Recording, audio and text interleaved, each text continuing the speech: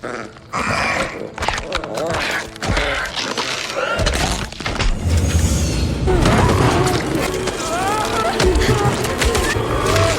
spaceship carrying many alien creatures actually crashed directly onto Earth. Now the aliens have really come right to our doorstep.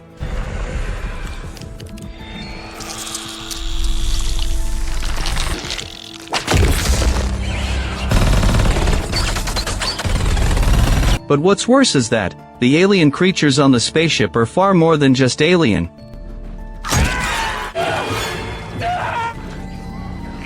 Oi.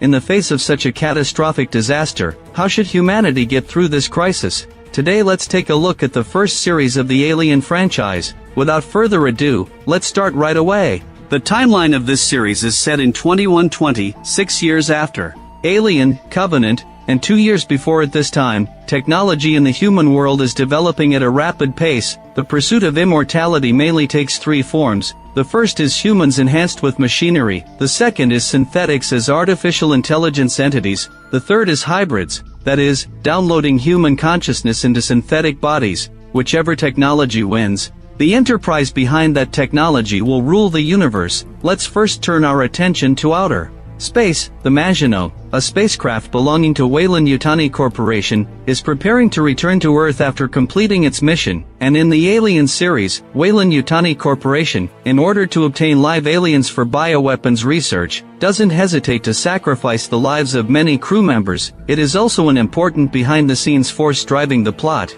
The mission of this spacecraft is no exception. It still involves collecting alien creatures from other planets. Currently, the spacecraft is 1.3 billion kilometers away from Earth. After a while, the cryogenic pods are opened, the crew members wake up one after another, then comes the classic dining scene from the Alien series, but crew member Jack is excluded by other crew members. Jack looks at the woman on the ground, and a strange smile appears on the corner of his mouth. Could he be secretly causing trouble like David? It's still unknown for now. The crew members start discussing the major powers on Earth. Now, national governments on Earth have long become a thing of the past. The entire world is divided among 5 super enterprises. Weyland-Yutani Corporation is one of them, and the smallest giant among them is named Boy. He is also the youngest billionaire in history. His company mainly researches and develops synthetics and artificial intelligence. As they talk, everyone starts discussing the current problem. The spacecraft will take another 4 months to return to Earth. But currently, the spacecraft's communication is interrupted. The log files also seem to be damaged. The spacecraft has also consumed too much fuel. At this time, someone proposes to throw those strange samples into outer space. It's a real suggestion. Those things give me the creeps. Yeah, me too. Specimens are the mission. Facehuggers are definitely creepy, but for these few samples, the spacecraft has already lost several people, so they can't be easily discarded. In the end, this conversation ended unhappily. On the other side, crew member Black Girl feeds mice to the captured live samples. After the other crew members have eaten and drunk their fill, they are about to start a new round of cryogenic sleep. Little do they know that a bloody crisis is quietly brewing.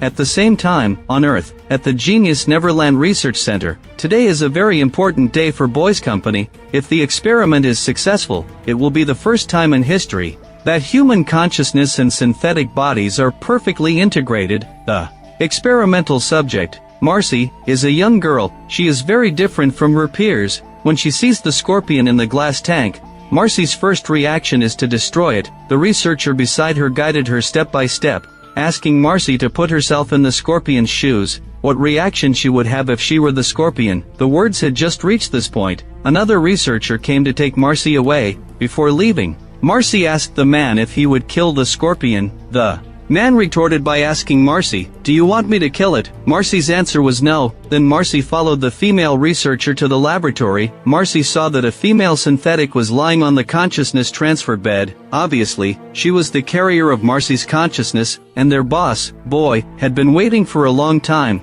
Today would be a moment to witness a miracle. Boy asked Marcy if she wanted to see a magic trick. Immediately after, the huge screen above began to play a cartoon. I want my brother.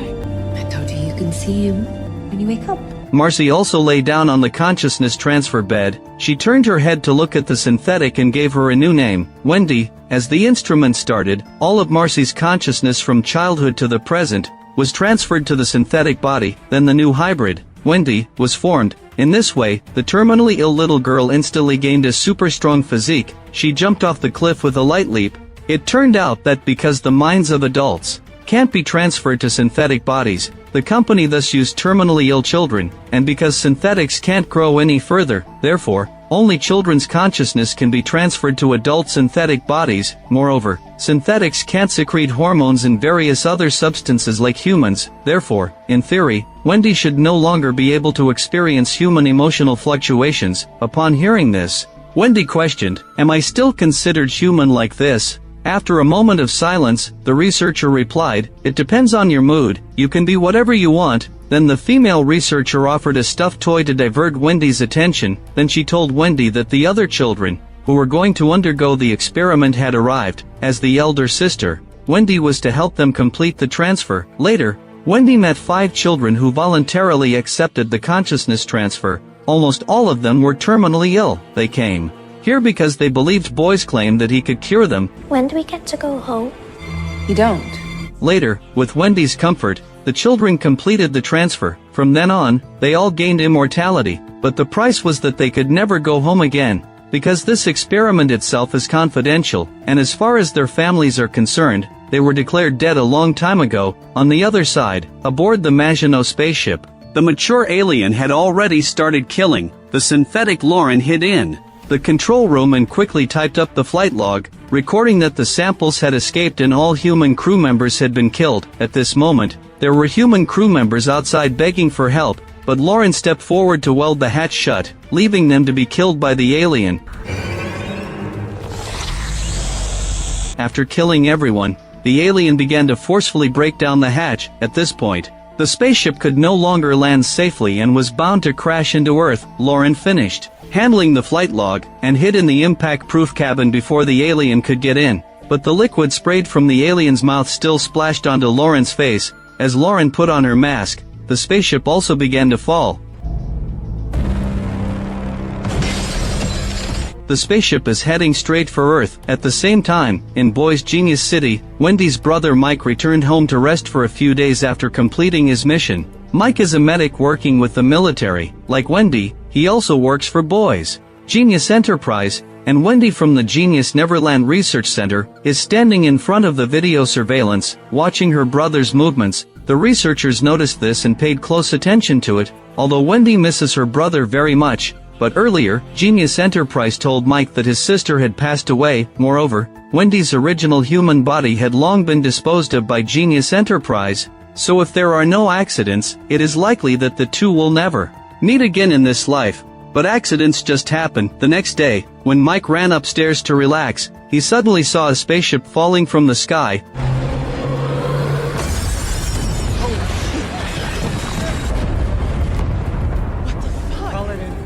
Mike's team immediately ended their vacation. After putting on their equipment, they rushed to the crash site to rescue the people. Under the command of the officer, the soldiers entered the building to rescue people. This spaceship belonging to Weyland-Yutani Corporation actually crashed into a residential building in Genius Corporation's area. In addition, there are aliens on the spaceship. This disaster is destined to not end easily. The shock wave from the impact made the entire building shake. From time to time, fragments of walls fall and injure residents. Mike's team entered at the risk of danger. The interior is filled with smoke, and the visibility is very poor. Everyone can only shout while walking in and listen carefully for any cries for help. As a result, they actually saw the hull of the crashed spaceship. It seems that the ship crashed all the way to the bottom, but Mike felt a sense of unease when looking at the damaged gap on the spaceship. Later, the officer asked 5 people to check what was going on with the spaceship. Mike was among them. After a brief inspection, someone recognized that this spaceship should be a science vessel of Weyland-Yutani Corporation. Then the squad leader divided the team into 2 groups, which advanced towards the 2 side passages inside the spaceship respectively. At this moment, inside the spaceship's cockpit, Lauren cut through the hatch and climbed out, but soon he noticed that other people had entered the spaceship. As an android loyal to the company, Lauren sent a message to the headquarters, reporting that someone had boarded the ship. The status of the cargo is unknown. He requested the headquarters to quickly send reinforcement troops to secure the scene. On the other side, Genius Neverland Research Center, Wendy is cooperating with researchers to collect brain activity, but the next second, she found that her brother had gone to a dangerous area to perform a mission. At this time, Boy also received this news. A deep space research vessel loaded with who knows what. I think that's ours now. Boy was just about to send troops to rescue people. Wendy took the initiative to run to Boy and proposed that they, the hybrids, go to rescue the residents. The reason is that they are agile, strong, and unbeatable, since Boy created them. He should have confidence in them. Boy was curious about the reason why Wendy did this. Paul, an employee beside him, explained that Wendy's brother is a medic in the tactical team and is currently on duty there. This statement immediately aroused Boy's interest. Judging from Wendy's body language, she still has human emotional expressions. If I didn't know better, I'd say she was human. I am human. Boy became interested and agreed to let the hybrids go to carry out the mission, but he wanted Paul to go as the leader, and during the mission, all technical personnel must be on standby. They will monitor the brain functions, emotional reactions, and performance of the enhanced physiological structures of the group. Then Wendy ran back to her room to pack things. Then she came to inform the other 5 hybrids. In this way, the 6 quickly gathered, led by Paul. They boarded the transport ship and headed for the spaceship crash site. During this time, Paul looked strange and told Wendy, "Your kind, humans, used to be food, although you strive to develop technology to prove that humans have reached the top. But once a more powerful creature appears, humans will still be food, and humans start moving towards death from the day they are born. This is a fate that no one can escape." He's not gonna die. I'm gonna save him. Back to the inside of the spaceship, Lauren, holding a weapon, patrolled cautiously. Suddenly, he heard the voices of the rescue team. When the 2-person team entered the same corridor, Lauren was no longer there. The 2 continued to explore inside, but didn't notice Lauren hiding on the side and secretly observing. Then the 2 entered the laboratory where the live samples were kept. They couldn't help but curse, looking at the facehuggers soaked in formalin. The hairs on their bodies stood on end. Then the 2 found a corpse on the ground.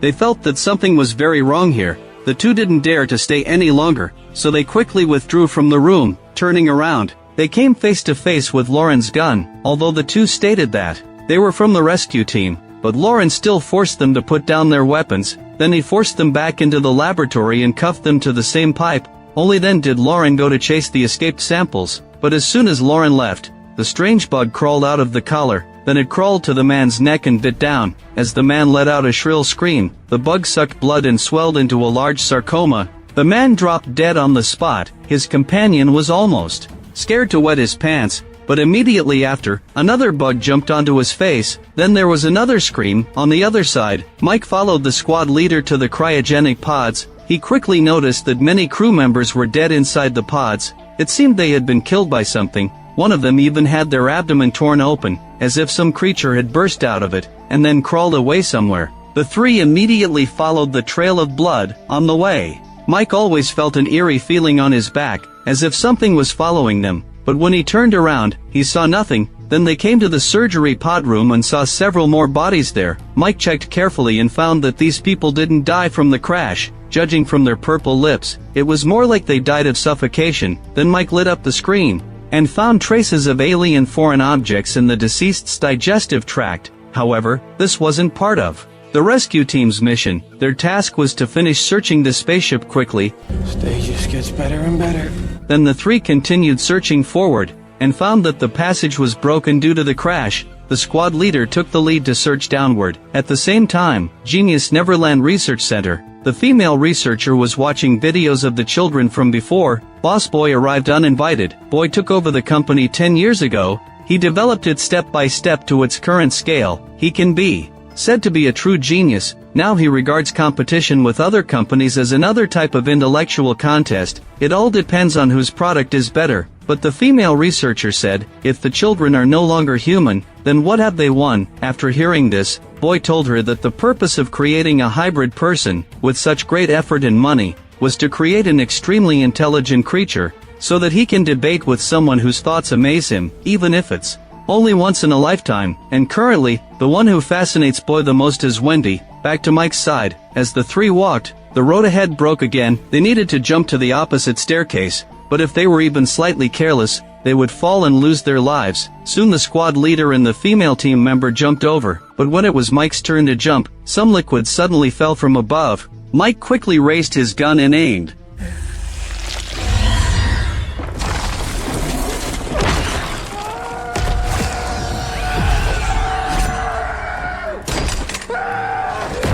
Seeing the alien monster chasing after him, Mike hurriedly rushed forward despite the pain. Fortunately, he escaped into the elevator and temporarily escaped danger. After that, Mike contacted the headquarters, reported the information about the monster he had just seen, and requested more reinforcements. But the signal couldn't get through. Mike had to bandage his wound first. At this moment, he remembered what happened yesterday. At that time, Mike went to the relevant agency and applied to terminate his work contract 7 months early. The reason was that he was going to Mars to study at a medical university, but what Mike didn't know was that his sister, who had been declared dead, was watching him through the monitor. Have it hard. Or face my fury. Face your fury what?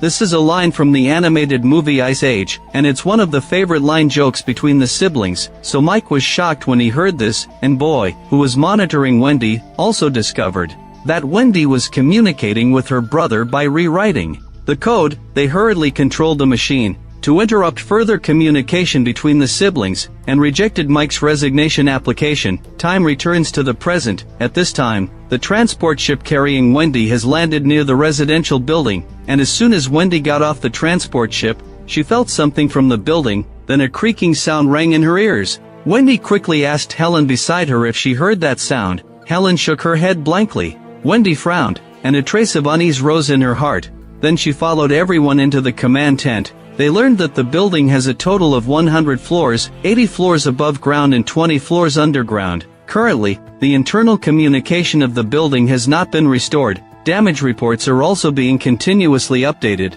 The head of the rescue team is worried about gas pipelines and fires, and also worried about the stability of the fuel source on the ship, not to mention the existing radiation. Here, Paul is talking to the person in charge. Wendy rewrote the code to adjust the monitoring until she saw her brother's figure. Wendy held her breath and zoomed in on the screen, asking which floor this was on. After learning it was the 65th floor, Wendy hurried to save her brother. Paul then asked the hybrid Asen to accompany Wendy. He led the remaining hybrids to investigate the spaceship. At the same time, Boy is monitoring the movements of the hybrids through the surveillance. Suddenly, a subordinate reported that Wayland Yutani Corporation was calling. After the call was answered, the person in charge of Yutani Corporation apologized for the spaceship crash, saying that they are willing to pay corresponding compensation for this. However, there are some personal belongings on the spaceship that need to be recovered. Boy is very smart. He realized that the things on the spaceship were not simple, but the person in charge insisted that it was a space research ship, but everything on the ship should be regarded as private property. She requested to send a team over to ensure the safety of the ship and take away the things. Boy refused on the grounds that the building was unsafe, and also said that if they dared to send people to invade, it would be an act of hostility. But after hanging up the video call, Boy told his subordinates that he wanted those things in the ship. On the other side, Paul led 4 hybrids into the spaceship. They soon discovered a bizarre-looking alien creature. It looked like a plant on the outside, but its top structure was trembling slightly as if breathing. Paul asked 3 hybrids to go to other areas to find equipment that could capture it, so the 3 came to the laboratory, and as soon as they entered, they saw an alien creature. Since they were still children with immature minds, even though they were skilled, they were still quite scared when they saw the scene. Immediately after, the 3 saw an injured kitten struggling to crawl towards them. The next second, the eyeball monster suddenly pounced on one of the hybrids, trying to parasitize it. Fortunately, the hybrid was strong enough to throw it flying. Then another hybrid pinned down the eyeball monster, and this finally resolved the crisis. At the same time, Wendy found her brother's backpack. He must be nearby, but soon Wendy saw scratch marks on the elevator door. They looked like they were made by a large creature like a bear. At this time, Wendy had escaped to the residential area. He was still trying to contact the outside world, but still got nothing. However, he managed to meet up with the squad leader. They heard that the residents of one room on this floor had not evacuated, so the two knocked on the door and told them to hurry out to escape, but the residents were holding a classical carnival party and ignored Mike completely. But the next second, Mike saw the alien behind the squad leader, but it was already too late to warn. The poor squad leader was killed by the alien. The residents, hearing the gunshots, even dared to run out to watch the commotion, and the alien broke into the house and killed them all. The death of the squad leader stimulated Mike. He picked up his gun and chased into the house, only to see that in just a short while, everyone in the house had been killed. The arrogant upper-class people just now were left with only half their bodies. The next second, the alien jumped down from the second floor. Mike was about to dodge when the alien pulled him back with its tail. At the critical moment, someone used a gun to stun the alien. This person was none other than the synthetic Lauren who had come. However, Lauren raised his gun and also stunned Mike. Then he wrapped the alien in a layer of film. He dragged the alien, wanting to rush back to the spaceship. Lauren had just put down her gun and wanted to drag the alien into the elevator. Several rescue team members came walking towards her. After seeing something moving inside the cocoon on the ground, the group became alert and told Lauren to put her hands up. Watching as the alien was about to break out of the cocoon, Lauren realized the trouble was huge. Just as Lauren thought she was done for, the alien was lured away by the other living humans. Lauren narrowly escaped by luck, back to the inside of the spaceship.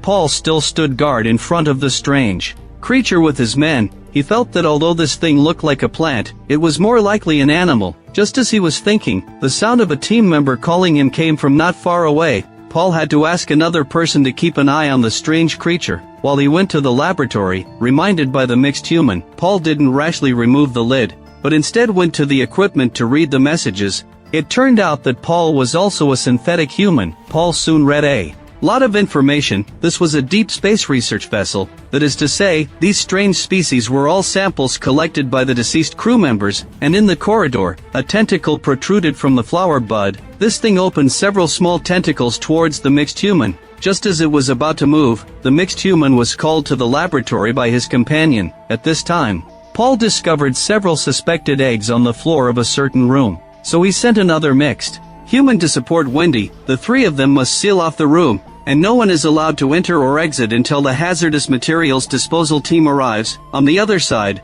Wendy and Asen came to the hall and saw human remains all over the floor. Shortly after, the two found Mike in the room. Wendy was very happy to see her brother again, but at this moment, Wendy had changed into a synthetic human body. Mike couldn't recognize her. The next second, Wendy received Paul's order. She needed to go to the front section of the spaceship to keep an eye on the invasive species in the area. Wendy had to take Mike with her. Unexpectedly, Asen revealed that their bodies were synthetic humans, but their consciousnesses were those of human children. Don't you dare. That's your sister. Wendy wanted to stop it, but it was already too late. She had to explain the whole story in a few words. For example, having switched to a synthetic body, and that they could no longer go home. At first, Mike didn't believe it. After all, he had attended his sister's funeral. Wendy had to mention some codes known only to the siblings. Only then did Mike finally believe that his sister wasn't dead. The siblings hugged each other tightly. Subsequently, the group arrived at the area Paul had mentioned, and saw the several strange eggs on the ground. Boyd in the distance also saw this scene through the mixed human's eyes. His eyes sparkled with excited light. Suddenly, Wendy heard that sound again, and felt that something seemed to be approaching. But before she could figure it out, the alien rushed into the room and abducted Mike. Wendy was extremely anxious. She told Asen to watch the eggs while she hurried to chase after. That's all for episodes 1 to 2 of Alien, Earth. As the first series in the Alien franchise, this film shows a lot of sincerity. At the beginning,